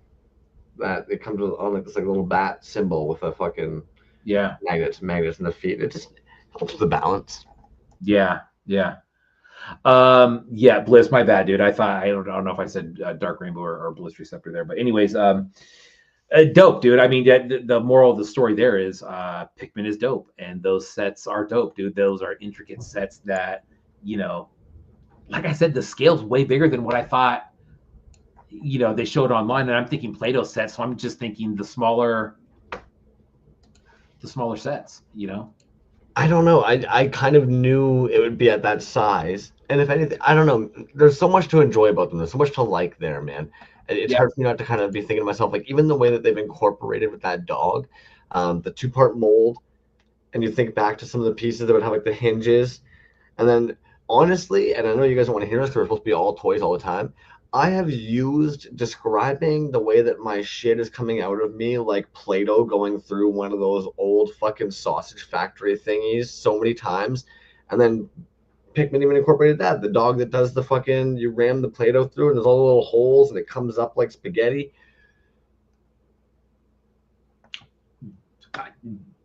Brilliant, dude. You know what I mean? It's like, it's dope, man. Yeah, he went all out, dude. Above and beyond, man. Yeah, definitely above and beyond. Super, super cool, man. So yeah, who won that was Jimmy Folklore, dude. Congrats, man. That was a good win. And don't get me wrong, I love all you homies. Obviously, always wish that dudes unanimously for flesh beings on this planet, humans. I always want one of the friends that are watching and stuff like that to win one of the dope prizes. But let's be real, Jimmy Folklore has like one of the sickest fucking collections of toys ever. If there's a piece of toy trivia or knowledge that you want, it's going to be probably Folklore that chimes in. So it's just so neat when that happens. You know, and he has kids and he's a teacher, and it's like it could not have gone to anybody better, dude. And we talk about it all the time of just what you said, pieces kind of staying around kind of in the neighborhood with people where they're going to be appreciated, and they're going to know exactly what they have, and they can tell other people exactly what it is and who made it. It's cool when anybody wins, man. I get that, but when it's when somebody wins who really knows what it is and is really like a part of all this, even better. It's going to a good home. Yeah, straight up. So what else we got, man? I mean, I know we got other stuff, but where do you want to jump in at? Yeah. Well, admittedly, I'm still even going through. I don't know if I'm just a lazy bastard or what, but I'm going through getting a couple tabbydos. Oh, all good. Organized. But even Pickman is kind of laying it out. Yeah, a bunch of shows coming up. Of course, we have now. Oh, for fuck's sakes! Of course, they posted a new one of it. You know, I was going to talk about the show anyways. But this, and I think I showed the sculpt that they were working on like fucking weeks ago. But of course, okay, Extra Truck Terrestrial has the General show coming up. This is actually going to be happening on the 22nd, right? Yes, March 22nd. So that's happening on Saturday. Sick ass lineup of artists. A bunch of them going to be our homies actually in this scene, including I thought this one was interesting, man. Angry Beast, we don't see doing a whole lot of things like this. It was kind of nice to see them doing this one here, to be honest. Dre Zay is going to be in here as well. Head Toys, Talk to Fumes Toys we had on last week. Kachina. So yeah, lots of the homies are going to be in here. Yeah, be a good show. Jevaho, Shotgun Karaoke, Toxic Fumes. Dang, Midnight Monsters, New York City, Ray Gun Wizard, dude, Dirty Yeti. Ray Gun Wizard, dude, I love that fucking cube head piece, dude. Ooh, I hit Eddie up right away, dude. When I saw that one that he painted the other day, I was like, bro. But of course, okay, this sculpt already had me blown away when we ended up seeing it being posted originally. Oh, then homie throws a fucking brown wash on it, and it just settles into the creases. When I saw that brown wash, all I could think is like, damn, that sculpt was fucking done so well. Thinking about like how beautifully that just accents things without having to even do too much. And then right as I'm about to fucking show that off, homeboy posts this just stupid insanity. It won't matter what he drops of these. They're all going to be so fucking good, man. Yeah, Max Padron, get out of here. Did you see the drop that he's doing? I believe it's on Saturday. He's got that ETC meat market. Those right there, bro. 50 baht. 50 baht. Well, if I'm not mistaken, this guy is way larger than you'd think, right? Bro. Yes, I want one of those. You don't like Skeletor. I hate him. The meat marbling in the meat packaging, dude. I've seen a couple of people do that now. It's so good. It's the perfect packaging for that red and white meat marble. Super, super good. Right. Fuck, man. And then, of course, Cash Brand has a show on Sunday, right? Correct. One is Sunday, and the ETC is what, Saturday? Yeah. Correct. You guys, oh my goodness. I know, man. Oh, shows galore, man. It's hard to keep track of them all. James Arson in that one too. How about that? Cool. I was noticing we don't see them in too many. And of course, Jevaho, Kajiki, like Zamitko. Damn, man. Yeah. I don't know who Cockadoodle Do 01 is, but like a lot of names on here I don't know about you. I haven't seen before. Brulio Toys, we don't see. Brulio, I was gonna say Brulio remakes Steady Crafting. Look at that. Interesting. Cave Dweller, Pope Toys, LRH, Ooh. Pocket Sizzy. That's just it, man. Oh, damn. Shotgun Karaoke. This is the second show they're doing as well. Mashu, nice. Couple busy homies in the scene. My goodness. Wow, dude, that's a cool show. That's what I was gonna say is next week. Shit, dude, we got the potential to cover both of those. I mean, it's episode 150. We had talked about it either going a little bit longer or maybe doing something on a different day. But I say, fuck it, dude. It's episode 150. Why don't we just bang that shit out? You know what I mean? Fuck it. 150 minutes. There you go. That's actually probably, you know what? We might have something there. It probably will be. Yeah. Yeah, but he's that's gonna be a good one, dude. That's a graffiti and toy show combo. But yeah, that's gonna be a super cool show. And then of course it was also mentioned tonight. It's got to be one of my tabbydos up here, but Ocular Rhombus's Robot Resurrection #2 happening on April 21st. Pickman just said it a moment ago. You'd think it would have stuck in my head. I'm doing the old little scan across the top here right now as we're speaking. There you go. Boom. April 21st. Also by Ocular Rhombus, because I'm not going to just like skip over it. Dude, I always get interested when I see them do a run of things. Yeah. We didn't already pull this one up and talk about it, did we? We may have seen that last week, but you're right. I mean, it's worth mentioning again. I mean, he's, up until a point, I think it was just mostly one-off. So anytime you see typically one-offs. Yeah. Well, and their style of kit bashing, like, you kind of have to have enough of like the parts hanging around. Straight up, man. Agree. So it's always fun when they're doing like a run, I guess. Kajiki, GI Show, May 22. Yeah, we didn't mention that one. My apologies, man. Oh, but yeah, Robot Resurrection was the Robot Red. That's such a good show, dude. I mean, like the base of that show, robots, is awesome. Well, and especially in style of Ocular Rhombus, and I think what I think is dope is, let's be real, like, who as a kid didn't try and build a robot at one point? Right. And look how far back that goes, dude. And it's just, there's so many things, so you have like your traditional robots, right? But then mostly we see so much cool shit in there, dude. Cyborgs, fucking robot animals with fucking human legs. It's like, obviously, I won't give it away, but vomiting droids dropped with their kind of thinking to me the other day, and it's just one of those things where you're kind of like once more kind of going, you guys are fucking nuts. I'm glad to be here to witness it, but you guys are fucking nuts. Yeah, no shit, man. But that's going to be a great show. Looking forward to that one. I don't know how many people. I think that's an open show. I don't know if there's a cap on that or not, but dude, I think when we were talking about it a while ago, I think he already had like over 30. And that was a while ago, so that's going to be a good one. That is, I think, April 20th, right? Something like that. April 21st. And then, as Kajiki was saying, we're going to have the GI show, the Kajiki and Cave, aka Cage and Caves, GI Show 3, and Oops, All Zartans. Ooh, that's going to be a good one. Robot Resurrection 2 going to be epic, says DT O'Keefe. I agree, my friend. I agree. The amount of pieces that'll be seen on that one, man. What's always neat with this kind of stuff too is the amount of like inspiration and like motivation that ends up kind of popping off in the scene after one of these shows as well. Yeah, Doc Horror getting in on Robot Resurrection 2. Sweet. Excited to see that, man. Very cool. What else you got on the old tabby-doos, man? You ready, or should I do something else? God. Well, I mean, if you've got cooler things to do. No. The only thing that I have is what I wanted to show at some point. It doesn't really matter when. Is Pocket Salsa sent me a box of giveaways that people gave him for the show at Assembly Required.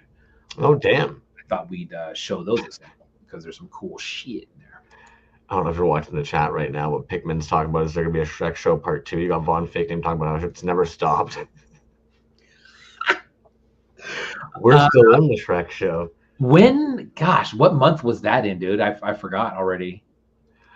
Dude, honestly, and I feel almost like there's not a week that I don't talk about it at this point, unfortunately. I need to shush my boosh, but with the fucking epilepsy, dude, like there's whole weeks of this past year, not a fucking clue, my dude.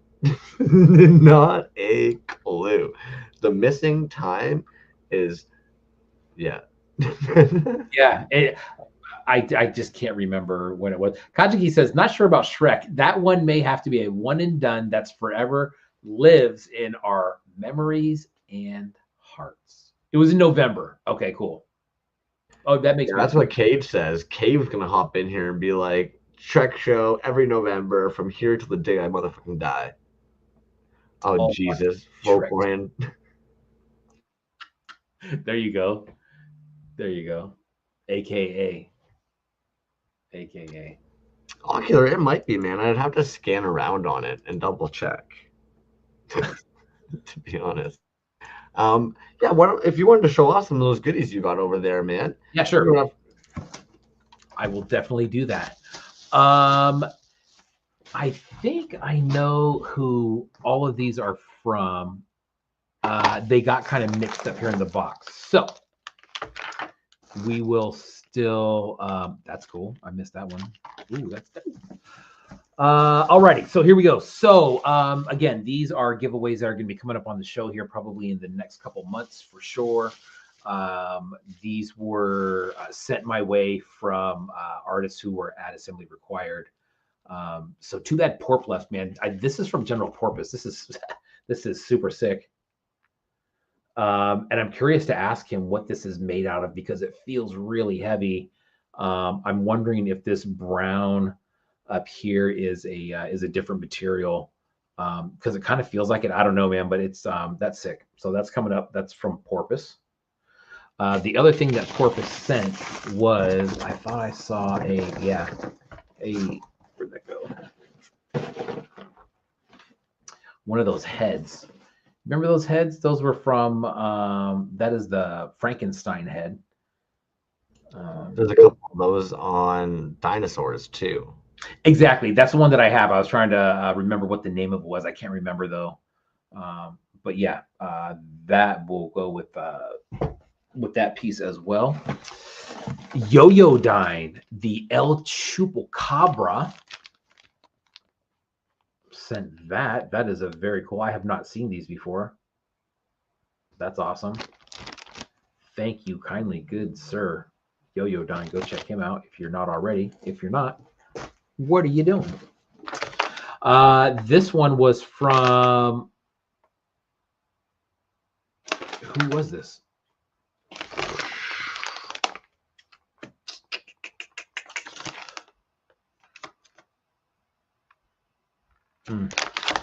This one here is Space Punk. And I think Space Punk this is a super, super clean 3.75. I do have some more of their work. I believe they are from the Asheville area, but that one is super sick. That's a very nice 3.75 from Space Punk Toys. Give them a follow. This was also, I'm sure this was with the Yo-Yo-Dine stuff. Oh, it sure was. With the creepy crawlers, that goes with the Yo-Yo-Dine stuff. I think Coco was asking about the head too, if it was metal. So it could be. I guess it could be. It does feel, it feels heavier than resin. You know what I mean? That's what makes me think that it's something else. But where you can really feel it is in the arms or in this figure. It feels really top heavy, man. Like this is way heavier than like what all resin should be. So I don't know. It looks to me like that brown is probably something else, which is super sick. There's some other smaller pieces in here. I'm not quite sure who these ones came from. They were just loose. They may be from Salsa. If they are, thank you, sir. Those are sick. Those will be going out, and those are going to go out with. Those are from Porpoise, I think, too. The little Buddhas. I think the little Buddhas are Porpoise as well. Oh, they are. Okay, cool. This, I don't know who that's from. I know there was somebody there doing some kaiju figures. This is from the Super 7, but that is so sick, dude. That's really, really, really fucking cool. And I'm really sorry that we don't. Is it Grayskull Ocular? Because I know Grayskull's been right on board with all the old school kaijus and resin. Yeah. And meanwhile, folks saying that's Porpoise too. tough, man. I always feel like such a Oh, goober. this is porpoise See, and this Dove was saying, man, sign the bottoms of the pieces if you think to, because it's so hard sometimes to know. Oh, he said the gray skull ones are smaller. So okay, so yeah, that might be a porpoise too. If that is, that's Ooh. super, super sick, dude. I love that shit. Do the joints move? They do not. It's all static. Nice. But damn, that is a beauty, dude. God dang it. Look at that. The other thing that in here, now I know this is from Salsa. I don't remember the name of that one, but this is a chunky boy right here. That's definitely Salsa. That's a dope. Yeah. The other two that were in here, I don't know. So this one, Ocular, you probably have to help me out with this one too, man. This one says Warlords of Sludge, and they're like these minifigures that are in a those. There's actually 2 packs of these. There's a guy in the front with the eyeballs. Those are super sick. So if anybody knows who those are from, Toe Beans by Salsa. Boom. Okay. Bam. That's Toe Beans from Salsa.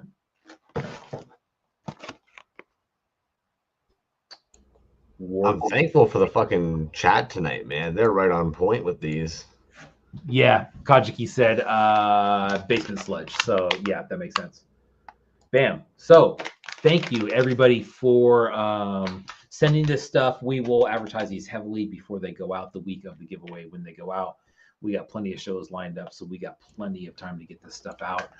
As far as giveaways for the next, gosh, dude, wow, actually, because we still got other stuff too. So thank you again, everybody. That stuff is awesome. That is so damn cool, dude. Holy shit. Man. What's tough with that one is if it is porps, because folklore is saying it's what he used for his C is for creature sculpt. That's not your standard porps pore color. Like that's what I find interesting about that one is like those don't really seem like porp colors. That's why it was kind of throwing me off, dude. You know what I mean? But God, this is, I mean, that's cool. I love it. The gang can't decide either. Von Fake Name is saying that's Grayskull as well now. Yeah, I heard that. Yeah, well, I don't know. I wasn't there. I don't know. You know what I mean? But anyways, super cool either way. Thank you everybody who sent stuff. And what's tough is both those artists were there, correct? Did Porpoise go to AR? Yes. And Grayskull was there. So, of course, that makes it tough, too, because either one of them could have... Correct. Porpoise would have articulation. Hey, yeah. Oh, the yeah, mouth. no. So, his finger. What's tough? Porpoise will often make a mold of things and cast, like a wax figure, remove the limbs, add articulation. So, like, even I've got a couple Porpoise pieces that are technically static simply because they're of the mold. They're from the mold that was used to get the initial cast that they then used to harvest parts and do all the other reworking with Glyos pegs. Right. Oh, alrighty.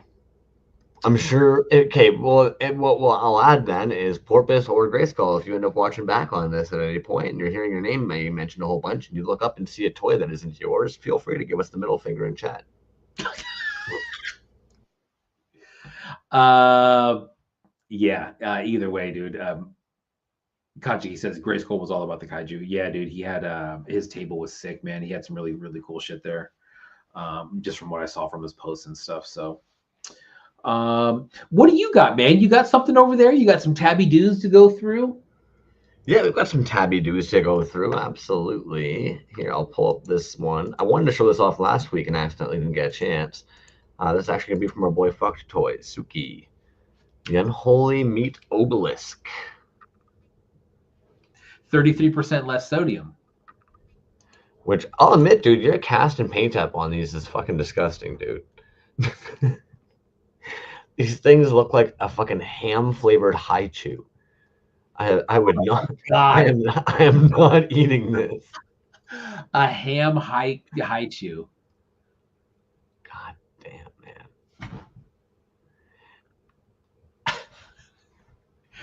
really good graphics and everything, dude. Damn, it's super clean.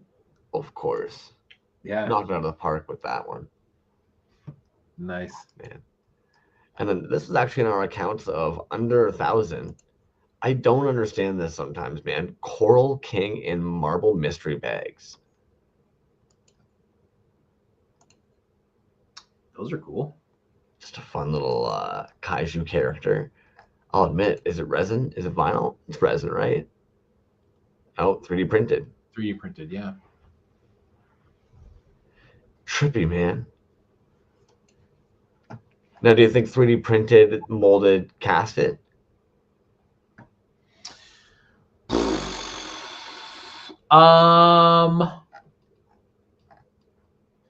With that color variation, yeah. The marbling. Yeah. Yeah. I would imagine those are going to be pours. God, those are cool, man. Yeah. Maikudo JP. And then we've pulled up this dude before, man. They actually ended up closing up their February shop for February. But their sculpts are just fucking insane, man. Oh, Jesus. They almost remind me of the dude with all the insects. They were recently in. They did the piece recently for Apocalyptico, and it had the little baby that it was holding. Yeah, for sure, man. That dude's dope.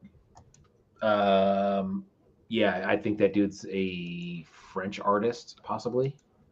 But these are wild, dude. I thought that last one said 16. That one said 21 points of articulation. This one was like 16. 18 points of articulation. Yeah, the wings move, the legs move, 2 sets of arms. Jesus Christ, dude. Tomsky. There you go. Bliss is on it. Tomsky figure. Yep. Yeah, reminds me of if like Tomsky was making just like straight action figures, man. What up, Dre? Yes, Pickman was on already. Definitely worth going back and going back through, dude. He gives us some good insight on those Play-Doh sets. Super cool. Plus, and gave a fucking sick ass dude this evening, so definitely check it out. Another one coming over Boston, but vinyl, man. These guys in the vinyl scene never made sense to me. Small release of this little fucking Lamagon. But yet 498 followers, and you rock over to their store, and of course everything's sold out. Where are they from? Look at that hashtag they used, USA Garage Vinyl. Yeah, they're over in Boston. Okay, can you click on that USA Garage Vinyl hashtag and just see what comes up? If anything, yeah, Low-Tech's probably in here. Fucking Saruga Mark's there. Nice. But mainly it seems like it's that artist that's been using it, Mosquito Toy Works. Yeah. Trying to start something up. Nice. You know what? Speaking of vinyl, dude, we were talking when I was over at Swarm Spot yesterday. We were talking about just local toy shows in the Bay Area. Yeah. And one thing that he mentioned was that Mark Nagata is right down the way, dude, in Union City, which is just a little suburb of San Francisco. So I heard that there was a show either in Southern California at one time, I think it was, and they got Mark Nagata to bring out his Ultraman collection, which I heard took multiple U-Hauls to get out there. And he set up everything, dude, and it was just fucking mind-blowing. But all the more reason, dude, like the more I think about it, there's a lot of people just in Northern California that are either doing vinyl or toys in general, dude. There's a lot out here, man. I think if there was a show out here, it would fill up with just local people, you know? Oh, shit. So maybe not fill up, but that's probably a stretch, but there'd be a good amount. There's a couple things I like about this account here, man. This Yuppie Bomb, just because you see it doesn't mean it's done. I like that. I think there's a lot of times that a lot of us post things and we just want to post things, but it doesn't necessarily mean that it's done. And we're not really opening it up for criticism, but we are hoping to kind of share it along the way. Yeah. Like, I think those are fucking sick. This guy here is fun. That's cool. Yeah, I like that. And like this is an example where like I don't know if they're doing full on clay for a lot of their work or sculptural. Like these seem like they've been fired to me. Yeah.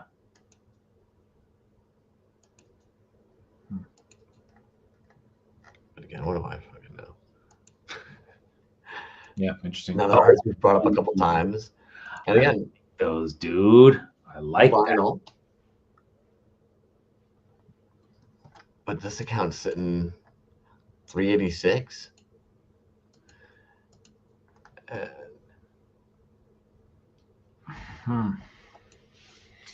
Tokay Toys.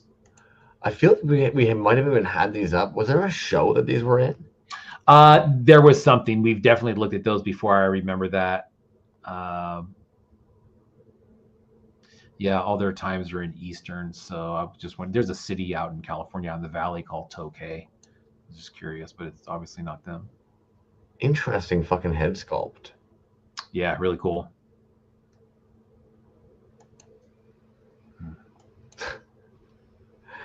And then, of course, concrete castings. I have seen this dude before. I shouldn't say that. I've seen this account before. Fair. The filthy slurry. Like, I wonder the weight on some of this. Oh, God, if they're concrete, I mean. Oh, those are cool, man. Like, how big do you think that is?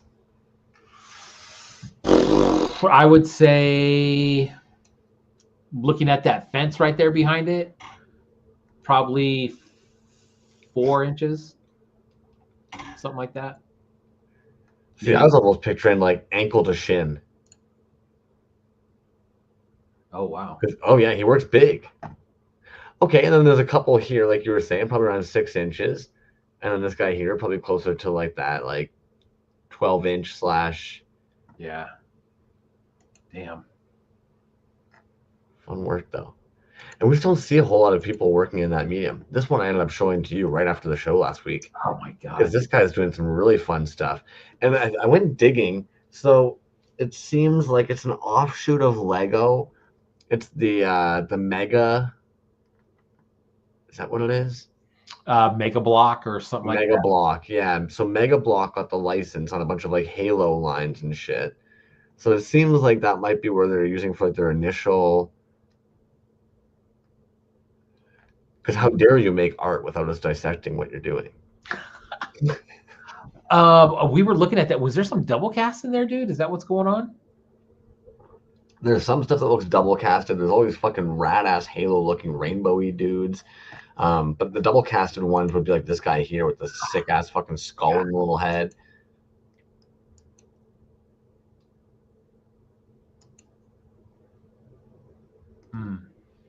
Retro Zone, what you know about that, man? He may know something about the Halo line there, possibly. Fair. Maybe possibly. Oh, that's a sick one. See, and I'll admit, there's times that I just pull up the saved from our tabs, and then every now and then I do look going, the fuck did we open this for? What's this one? I'm sorry, guys. That just be how it should be sometimes. Toy Art Gallery, dude. I've seen them at Designer Con. They always have a super cool booth with awesome stuff, man. God, dude. Now, this one caught my eye this morning, 96. I saw Simpler or complex toys can be made here. To customize Spoopy, please send an email too. And of course, it gives the listing. And I mean, I'll be honest, these guys definitely need the tails in there. It's a little awkward until the tails get put in there, but the pulls are nice.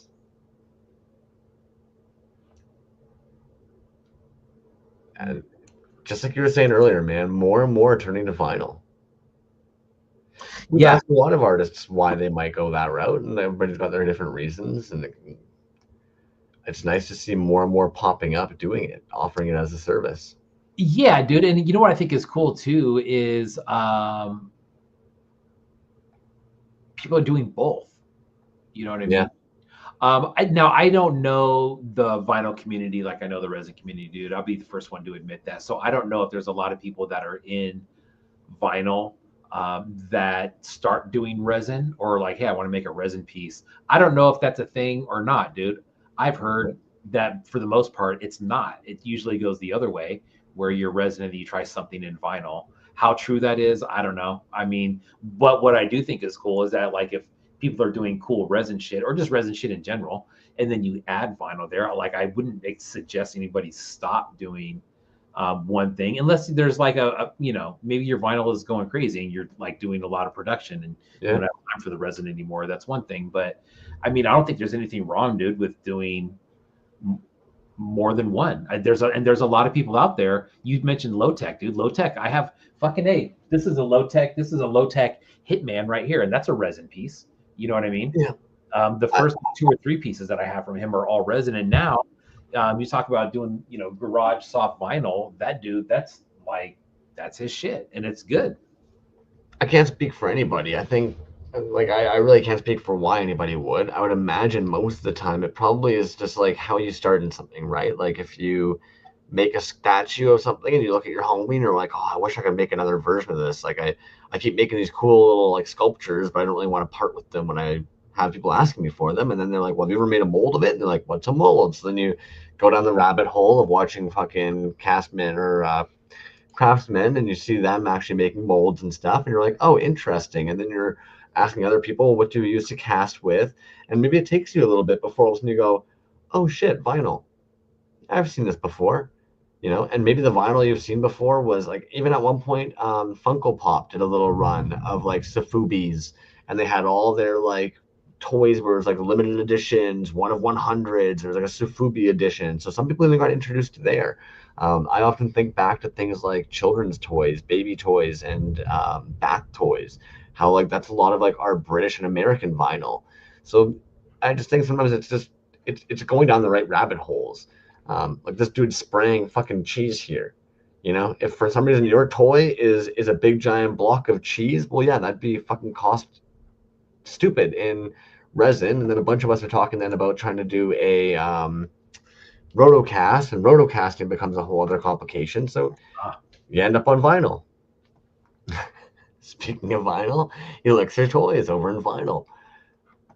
And actually, the reason I think I've got this tab is because, one, they're parting with a couple of like their leftovers. So they ended up selling out, but they also ended up having a sale with Kachina. And I'm pretty sure a lot of the Elixir toy stuff we've seen, it's been painted by Kachina. Yeah. It looks like they actually have a couple thick gustings and the fun gustings left. Dude, that's Kachina is another dude I need to get on the show, man. I actually met him and talked to him for a little bit at DesignerCon last year. He's super, super cool guy. Very, very nice. But the stuff that he's been painting up recently is just so sick, dude. He's had a lot of it too, man. Awesome. Those things are always good, dude. Those fun gustings. But yeah, God, dude, I think we saw in there he did some of those Barbarian Rage pieces. Some kinds of shit. Yeah, sick, man. You know, with Elixir Toys, I would say that they're actually somebody who they've just got a really good knack. Ooh. Dude, that was a good little feed right there, dude. You had Pocket Salsa on the left right there. You got some more paints, and then he's got the cube head up there. That cube head, fuck, those are so sick, dude. He has a show coming up, right? Kachina, right there. The second row down, far left. Nope. Go up, right there on the left. There you go. Yeah, I know. Vendor group show, May 16th. Damn. Yeah, look at that one, dude. Bootleg. Oh, Strafe 7. Oh shit. Donner Don't Care. Dirty Yeti, Topher Toy, ETC, Wonder Goblin, Barely Human, Maggitarius, False Idols, Kachina. That's a great show. That's a fucking killer show, dude. Look at that. 1, 2, 3, 4, 5, 6, 7, 8, 9, 10, 11, 12. The Dirty Dozen. Look at that, man. Oh, fuck. Dre's Ace. Some liquor should be delicious right now. Wonder Goblin posted this past week, and maybe it's actually going to be on their Wonder Vinyl Paint page instead. But they'd actually mentioned to pass it along. Basically, if anybody's actually looking at the recent Wonder vinyl paint they might have gotten in and worried about shrinkflation, it has nothing to do with the shrinkflation. It was actually to do with safety concerns because essentially they were overfilling the bottles in the past, and that off gassing that was happening, or like the it basically was popping bottles potentially. So they just reduced the amount to be putting in the bottles, but it's not actually shrinkflation. You're still getting the proper amount that you've paid for. They've just started filling a different sized vial, different heights to allow for that space, so that way there isn't so much pressure. And they did mention if you are somebody who's got one of the older ones, maybe just be kind of careful when you first pop it open to actually release some of that pressure before sealing it back up again. Yeah, there you go. That's a good little bit of knowledge there, dude. I did not know that. I wouldn't have known either. And to be honest with you, like reading it over, I'm like, fuck yeah, that makes a lot of sense. Yeah, it does. And I totally get why, anybody, you're not thinking, right? Chips. For years, how many people are like, well, half the chip bag's fucking air. And it's like, yeah, I'm sorry, man. If I go into a store and it's one of the chip bags on the rack that looks like there's zero air in it, I'm moving to the one behind it. I'm good. Like that one has been popped ages ago. Like for sure. For sure. Was that all on the tabs? I think that's it for the tabbydos. Okay. There's like 4 or 5 different online shows happening. Like you said, next week we're going to try and actually tackle 2 of the shows. Do we have a guest next week as well? No. Just no? Shows. Yeah. Yeah. Thank just goodness. shows. And then we're into, gosh, man, what's that? We are. That brings us into the next month after the next week. Brings us into April, where we got Feral Foundry, Acid 9 Toys, Robot Resurrection. Then May comes around, and the homie Jevaho's coming back around. He's got stuff going on. Some stuff I want to say something about what he's got going on so fucking bad, dude, but I can't. It's with another artist. It's with a very cool piece that he's it's just cool, man. I don't even want to say anything about it, but it's super sick, dude. They're gonna be fucking dope. He's gonna sell every one of them plus 100 more. I'm sure of it. Anyways, that'll be cool. Not to be a goober. Yeah. And I mean, if you just stay quiet or whatever, I'll kind of get the point. But I noticed I didn't see Hurt on a couple of those posters. Mm-hmm. They working on something over there? Yes and no. Okay. Yes and no. We all have our seasons. Yeah. Yes and no. The answer is yes. There is certain things. I'm sure there's always something in the, what is that called, on the conveyor belt in the works. Yeah. The show, there's a couple ingredients for him that for the show it's got to be there for him. Some of the shows, not that anybody, I don't know if anybody here did the Transformer show. I'm sorry, not the Transformer show, the Voltron show from Toy du Jour. I don't know. Okay, fair. It was kind of Toy du Jour, but it was in like 5 different spots. That whole thing was goofy, dude. You know what I mean? Like, I don't know what the whole deal was with that, but the communication wasn't that bad. And I think a lot of artists get turned off when shit like that happens, man. You know what I mean? When they're just kind of left hanging and they don't know what's going on with what. But you're right, dude. He's got other stuff going on, and shit, dude. He's tattooing and doing all kinds of shit. So, but yeah, he does have some new shit that he's working on, which is going to be great. I can't wait to see it. Jazz says that the piece is a porpoise piece. What piece? I'm assuming they're referring to the droopy. Oh, gotcha. Yeah. The Hedora. Thank you. Nice. Okay, cool. Right on. Sweet. Hey, so what toy or toy line from your youth did you have and or kind of crave, wanted, and you just fucking wish more than anything you still had it? Lay it on us. You know what I wish I had, dude? because when I was growing up, I didn't really have a lot of action figures per se. You know what I mean? It was a lot of like army men with the guns cut out. And we've covered that story at length. So there wasn't a whole lot of stuff like that. I did have some Transformers that I kind of wish I had. The only thing is, like, I don't remember them too much. I remember playing with them a little much. But with those, I kind of know what happened to them, man. Like, I either broke them and my mom threw them away, or my mom got pissed off that like my room wasn't cleaned up and they got thrown away. That's fucking just what happened. Can't keep it, put it away, then it gets thrown away. But the one thing that I do wish that I had still is the original Lego castle set, dude. I remember my parents got that for me. We went on vacation one time and they knew I was gonna be bored as shit. So I got that, and it took the whole weekend to put together, and it was fucking awesome. And I loved everything about it. And I'm sure I took it apart to bring it home. And it's just, once they're apart, you never put them back together again. And it just kind of goes on from there. But it was great, dude. I had a great time with that thing. I thought it was the coolest fucking thing ever. The whole time that you were saying that, I just wanted to give you the middle finger, because as a kid, I hated the fact that for some reason my brother and I had the fucking Mega Block castle, and none of your Lego pieces work with it. They do not fit in the little trap doors that have been made. They do not fit in the little fucking floors that fall down. They do not sit in the little horses that exist. None of the weapons work in their hands. It was such a piss off to have Legos, but then this dope ass castle that none of your Legos worked with. Dude, RetroZone says, don't look at how much that goes for these days.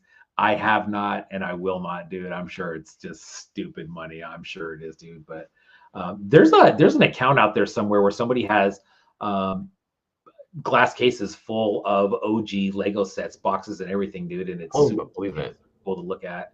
What about you, man? What was it?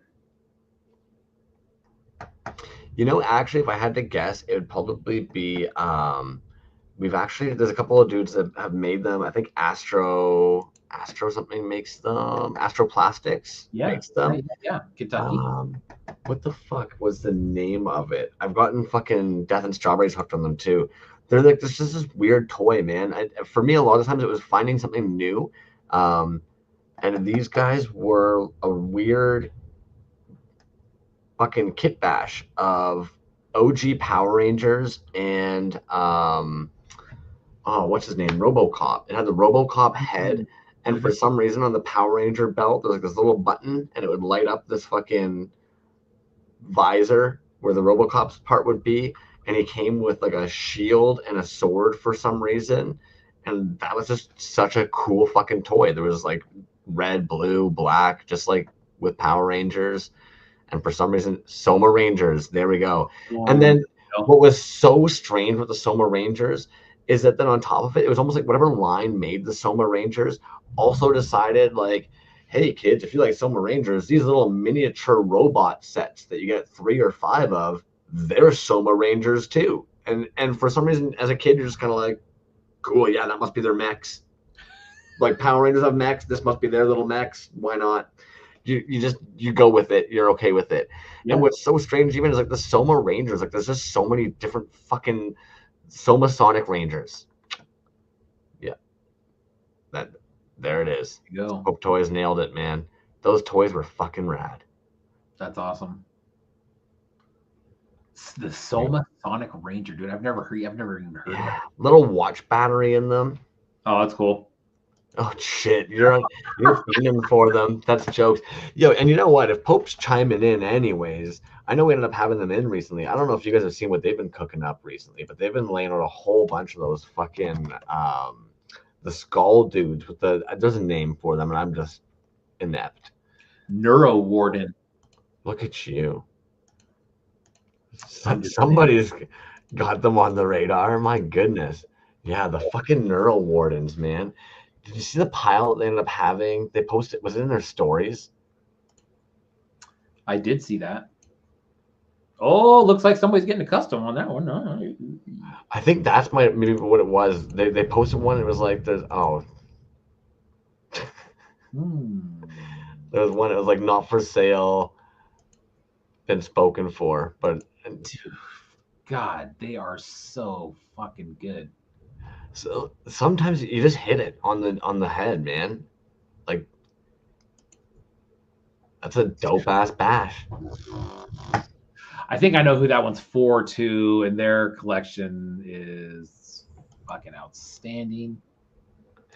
If there's anybody you guys want us to pull in, or you guys would like us to try and pull in, please let us know. DM us, shoot it in the comments, whichever.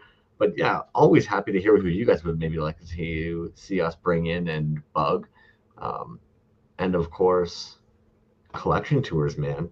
I wouldn't mind seeing some. Yeah, we haven't done those in a while, dude. We should probably get back on those again. I had a good list going of people that wanted to jump in and do that, but we'll have to revisit that at some point. If anybody else is out there and wants to jump in and show off their collection, dude, we're always, we'll always have you. And that can be 10 minutes to an hour, whatever you want to do. I think Toxic Fumes Toys last week is like a prime example of some of the dudes in this scene, man. Because again, I'm watching his Dove interview and I'm looking at that piece behind him, thinking to myself, like, oh, that can't be an OG. That's got to be one of the little Bognars. And then we bring them in and you're like, hey, by the way, is that a. And, oh, this guy pulls out one of the fucking OG ones. You're just like, was that the. What else do you have hiding in your fucking collection? That was the one with like the 16 fucking different points of articulation with it was all red and you're like, oh my. Red one. Frick off. That was stupid good, dude. That thing was fucking awesome. Dude, the amount of magnets it had in it, I was like, holy shit. Imagine bringing an 8-bit Mike and demanding he pull out all of his fucking old Toyronto pieces. Oh, man. God. Yeah, RetroZone, I agree. I agree, man. It's probably about time. Someday. Oh, wow. 6 Summer Rangers in packet at a toy show for $15. And that's in Canada. That was really like $4. My rule for Americans whenever they're looking at American pricing is just move the decimal over 1. It's just like with cannabis, right? Just always move the decimal over 1. So for you guys, like $1.50. Paid $1.50 for that. Hell of a deal. Hell of a deal. Oh, man. Good show, dude. And look at that. Under 2 hours. Very cool. We'll be back next week. Big show next week. Probably a little bit longer than 2 hours next week. Right. But that's going to be a good one, dude. 2 shows. We're going to see a lot of cool pieces from a lot of cool artists. I'm going to have coffee directly hooked into my veins. Fucking tonight was fantastic, man. Anybody who's interested in AR, make sure that you end up hitting up MJC. And anybody who wants one of those Play-Doh sets or is interested in some of the things that Pickman is cooking up, get on over to their page as well, man. Yeah, straight up, man. Pickman stuff is amazing. Thank you again to him for the giveaways.